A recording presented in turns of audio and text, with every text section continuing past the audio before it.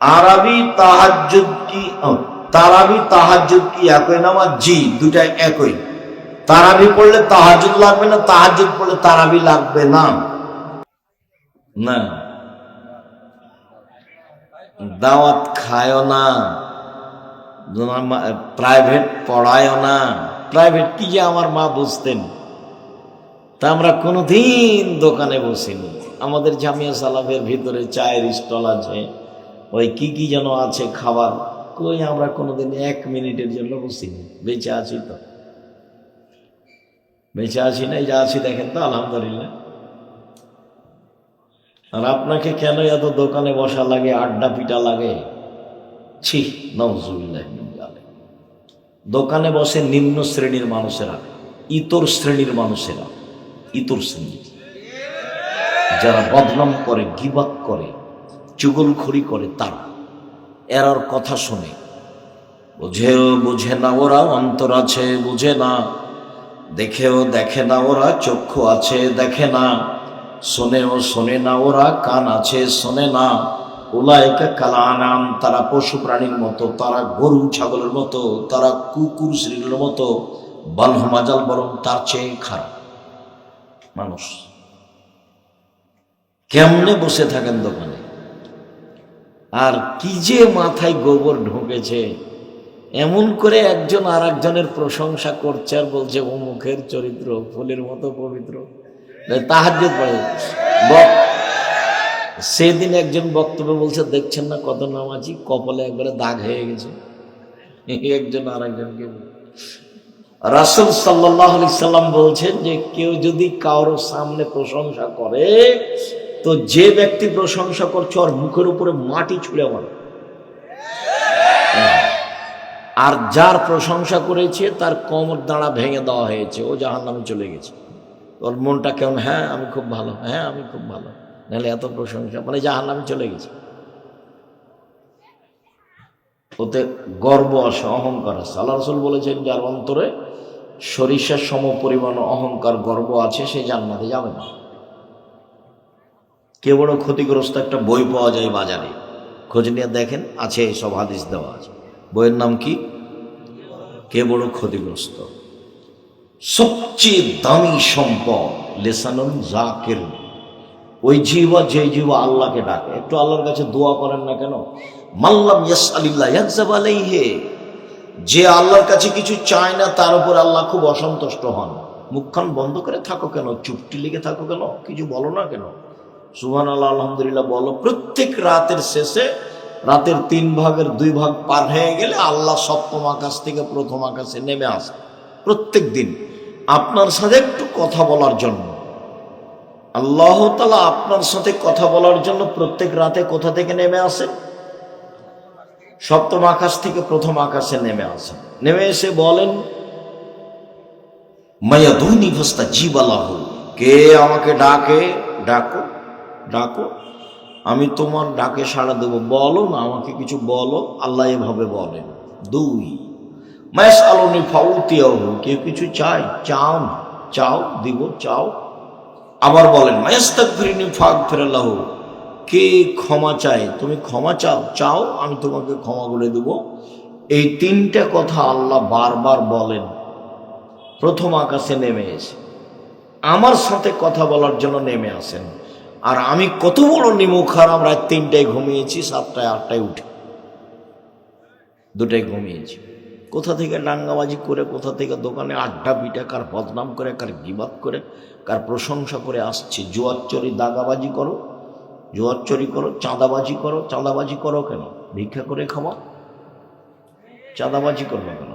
উপার্জনের 4টা পথ, তুমি কোনোটাই করো না। 1, দিন মজুরি, কিষান কামলা। 2, চাকরি। 3, ব্যবসা। 4, জমি চাষ। এই 4টে।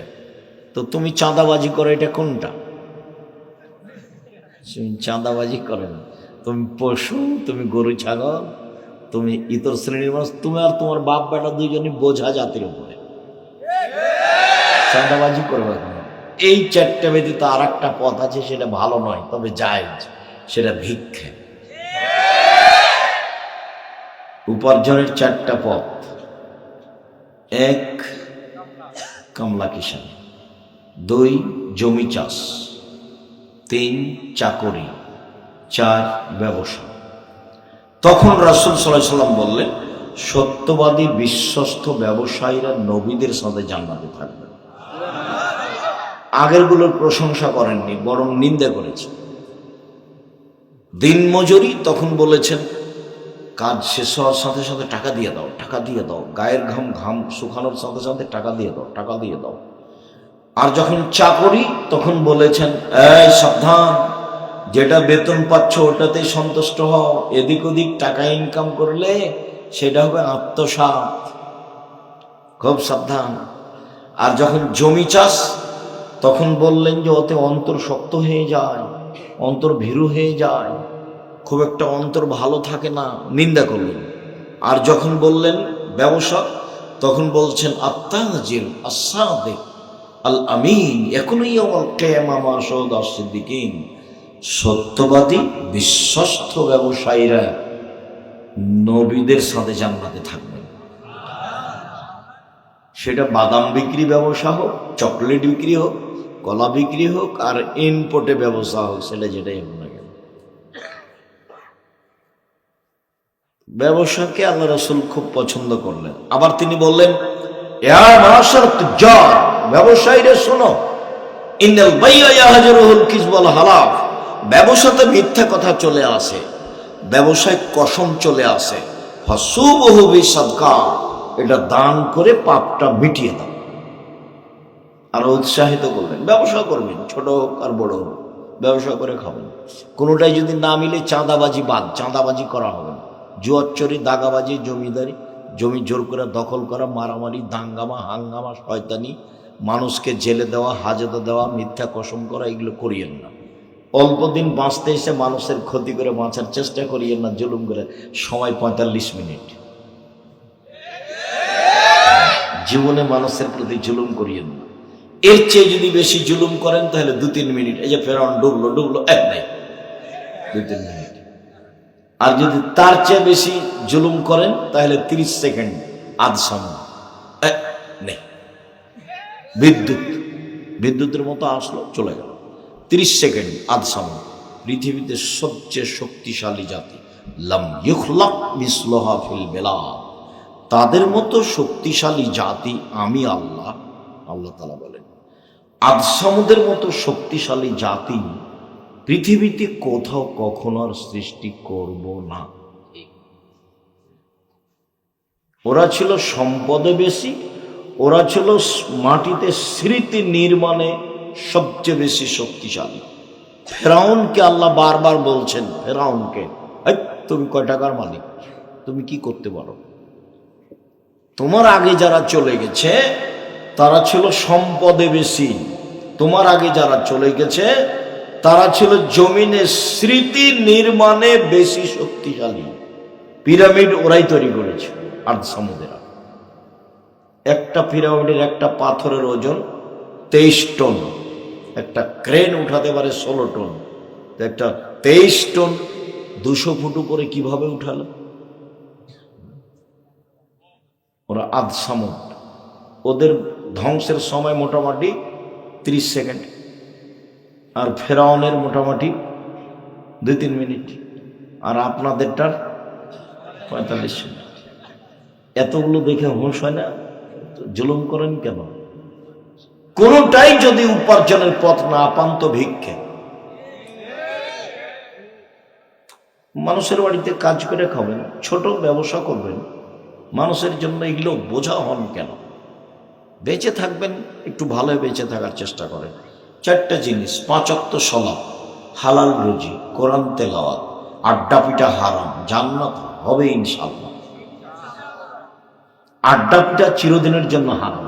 এই যে দোকানে বসে আড্ডা পিটছেন, এইটা হারাম। যে এখনো দোকানে বসে আছে দেখেন 5জন 7জন, নিম্ন শ্রেণীর মানুষ, ইতর শ্রেণীর মানুষ, অশিক্ষিত মানুষ, 3rd পার্সন মানুষ। খারাপ লাগে? খারাপ লাগে কেন? এই ছেলে, তোমার বাপকে যদি আমি কুকুর, শ্রীগাল, পশু প্রাণীর মতো প্রমাণ করতে না পারি, আমি জাতির সামনে বক্তব্য দেব না। 36 বছর চলছে একই কথা বলছি, একই ভাষা, একই রকমই, কোনোদিন পরিবর্তন হয়নি। সম্মানিত দিনী ভাই বোন, বলছিলাম এসব অন্যায় অবিচার থেকে বেঁচে থেকে অল্প দিন বাঁচতে এসেছেন। 5 ওয়াক্ত সালাত আদায় করবেন ভালোভাবে, হালাল রুজি উপার্জন করবেন, একটু কোরআন তেলাওয়াতে অভ্যাসী হবেন, এখানে সেখানে বসবেন না। কতদিন আপনাকে দোকানে যাওয়ার পদ্ধতি বলে দিলাম। আসসালামু আলাইকুম, আহমদ লবণ আছে? জি আছে, 1 কেজি লবণ দাও। আহমদ মরিচ আছে? জি। কাঁচা মরিচ আছে? জি। 200 মরিচ দাও। টাকা দিয়ে দিলেন, আসসালামু আলাইকুম। এই যে সময় শেষ। ওখানে বসে থাকেন কেন? মোবাইলে তো ওখানে তো লাইনটা বেটি ছেলে নাচে। বলেন, এই ছেলে তোমার বাপকে বলো দে, আপনি আব্বা ভালো মানুষ, আপনি দেখি কি বলে তোমার বাপ। খারাপ। ইবাদতের জগতে সবচেয়ে দামি ইবাদত সিয়াম। চলেন দেখি কিভাবে সবচেয়ে দামি ইবাদত হয়, যার বিনিময় জান্নাত, 2, 4, 5 নেকি নয়। আবু সাঈদ খুদরি রাদিয়াল্লাহু তাআলা আনহু বলেন, রাসূল সাল্লাল্লাহু আলাইহি সাল্লাম বলেছেন, মান সামা ইয়াওমান ফি সাবিলিল্লাহ বা'দাল্লাহু ওয়াজহান নারি সাবিনা খলিফা। কেউ যদি আল্লাহকে সন্তুষ্ট করার জন্য একদিন সিয়াম থাকে, তাহলে আল্লাহ তাকে জাহান্নাম থেকে 70 বছরের পর দূরে সরিয়ে দেবে। তিনি বলেন, ওমান সামা ইয়াওমান ফি সাবিলিল্লাহ বু'ইদাত মিনহুন নারু মাসিরাতা মিয়াতি আম। কেউ যদি আল্লাহকে সন্তুষ্ট করার জন্য একদিন সিয়াম থাকে, তাহলে আল্লাহ তার থেকে জাহান্নামকে সরিয়ে দিবেন 100 বছরের পর। তিনি বলেন, ওমান সামা ইয়াওমান ফি সাবিলিল্লাহ জাআল্লাহু বাইনাহু ওয়া বাইনা নারি খান্দাক কামা বাইনা সামাই ওয়াল আরজ। কেউ যদি আল্লাহকে সন্তুষ্ট করার জন্য একদিন সিয়াম থাকে, তাহলে তার মাঝে আর জাহান্নামের মাঝে একটা গর্ত খনন করা হবে, যে গর্তের ব্যবধান হবে আকাশ জমিনের ব্যবধান 500 বছরের পথ। তাহলে একটা হাদিসে আসলো, একদিন সিয়াম থাকলে জাহান্নাম কত দূরে সরলো? 70 বছরের পথ। একটা হাদিসে আসলো, একদিন সিয়াম থাকলে জাহান্নাম কত দূরে সরে গেল? 100 বছরের পথ। আর একটা হাদিসে আসলো, একদিন সিয়াম থাকলে জাহান্নাম কত বছরের পথ সরে গেল? 500 বছরের পর। তাহলে এখন পর্যন্ত যা বললাম, তাতে কি 10 নেকি হলো, না জাহান্নাম সরে গেল? জাহান্নাম সরে গেল। আল্লাহ নবী বলেছেন, কেউ যদি কারো জানা যায় তাহলে 1 কেরাত নেকি হবে, আর মাটি দেওয়া পর্যন্ত যদি থাকে তাহলে 2 কেরাত নেকি হবে। আর 1 কেরাত হলো উহুদ পাহাড়ের সমান। আর উহুদ পাহাড় হলো 4 কিলোমিটার প্রশস্ত, 8 কিলোমিটার লম্বা। নিচে যে কত আছে আল্লাহই ভালো জানে। তো তাহলে নেকিটা হলো উহুদ পাহাড়ের সমান, মানে একটা পরিমাণ। কাজ কি? জানা যায় গেছে, কাজ কি? মাটি দেওয়া পর্যন্ত দেখেছে।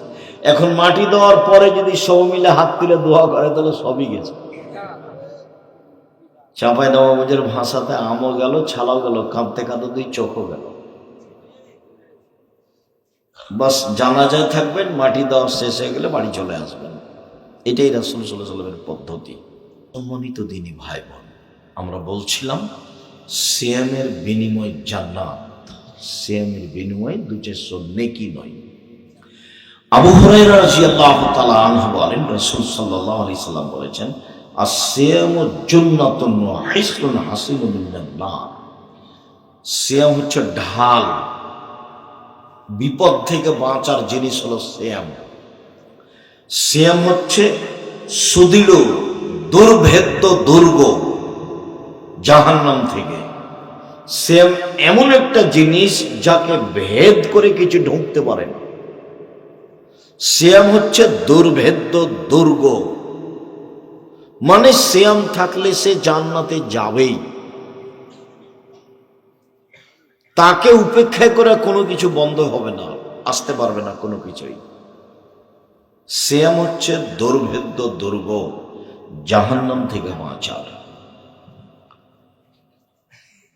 উমামা বাহিলি রাদিয়াল্লাহু তাআলা আনহু বলেন, আমি একদা আল্লাহর নবীকে বললাম, আল্লাহর নবী মুরনি বিআমালিন, আমাকে একটা আমলের কথা বলেন তো আল্লাহ নবী, যেটা করলে আমি জান্নাতে চলে যাব। তখন রাসূল সাল্লাল্লাহু আলাইহি সাল্লাম বলেন, ও মামা আলাইকা বিসম ফাইনাহুল্লাহ মিসলালাহু, ও মামা তুমি সিয়াম পালন করো। ইবাদত জগতে সিয়ামের কোনো সমপর্যায়ের ইবাদত নেই।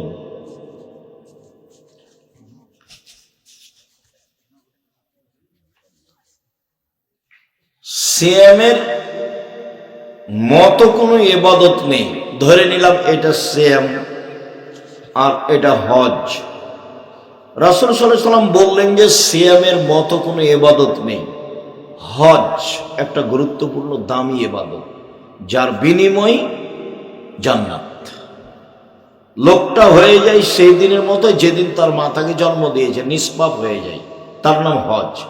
এরপরে কেউ যদি বলে হজ সিয়ামের মতো, তাহলে ভুল হবে। কেন? আল্লাহ নবী বললেন যে সিয়ামের মতো কোনো ইবাদত নেই, সিয়ামের সাদৃশ্য কোনো ইবাদত দুনিয়াতে নেই। সালাত, আমরা সবাই জানি যে ইবাদতের জগতে সবচেয়ে ভিন্ন ধরনের বিরল ব্যতিক্রম ইবাদত হলো সালাত। সালাত এমন একটি ইবাদত যার উপরে নির্ভর করে অন্যান্য ইবাদত।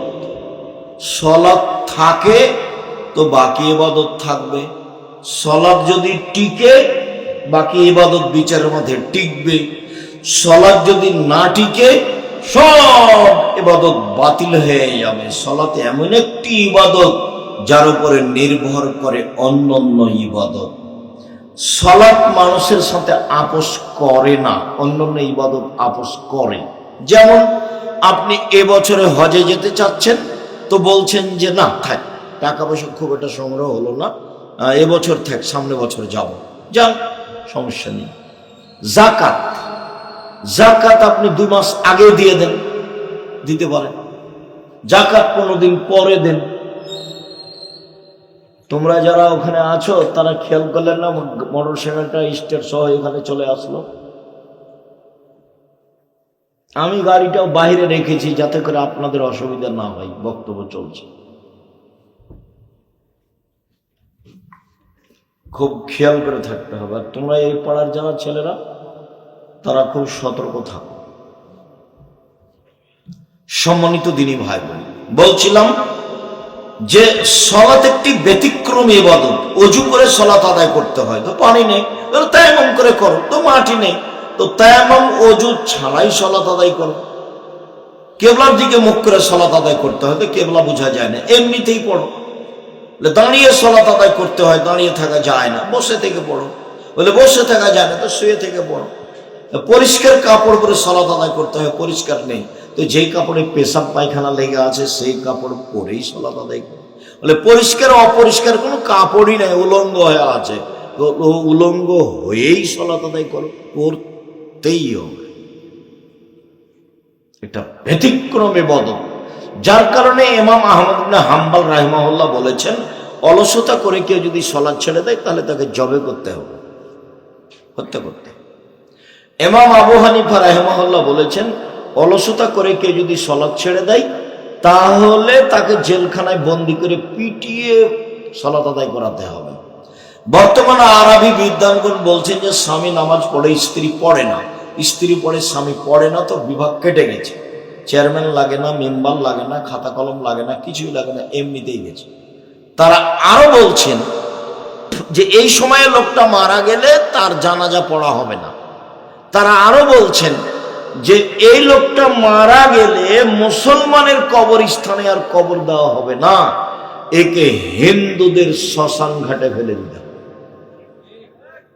তার নাম সালাত, অবাক ইবাদত, একেবারেই ভিন্ন ধরনের ইবাদত আদায় করতেই হবে। তারপরেও কেউ যদি বলে যে এইটা সিয়াম আর এটা সালাত, সালাত সিয়ামের সাদৃশ্য, সালাত সিয়ামের মতো, ভুল হবে। কেন? রাসূল সাল্লাল্লাহু আলাইহি ওয়াসাল্লাম বলেছেন সিয়ামের মতো কোনো ইবাদত পৃথিবীতে নেই। উমামা বাহিলি রাদিয়াল্লাহু তাআলা আনহু বলেন, রাসূল সাল্লাল্লাহু আলাইহি ওয়াসাল্লামকে আমি বললাম, আল্লাহর নবী আমাকে একটা আমলের কথা বলেন তো যাতে আমি জান্নাতে চলে যাব। তখন আল্লাহ রসুল বলেন, ও মামা, আল্লাহ কবি সোম, তুমি সিয়াম থাকো। ফাইনুল্লাহ ঈদুল্লাহ, ইবাদতের জগতে সিয়ামের সমপর্যায়ের কোনো ইবাদত নেই।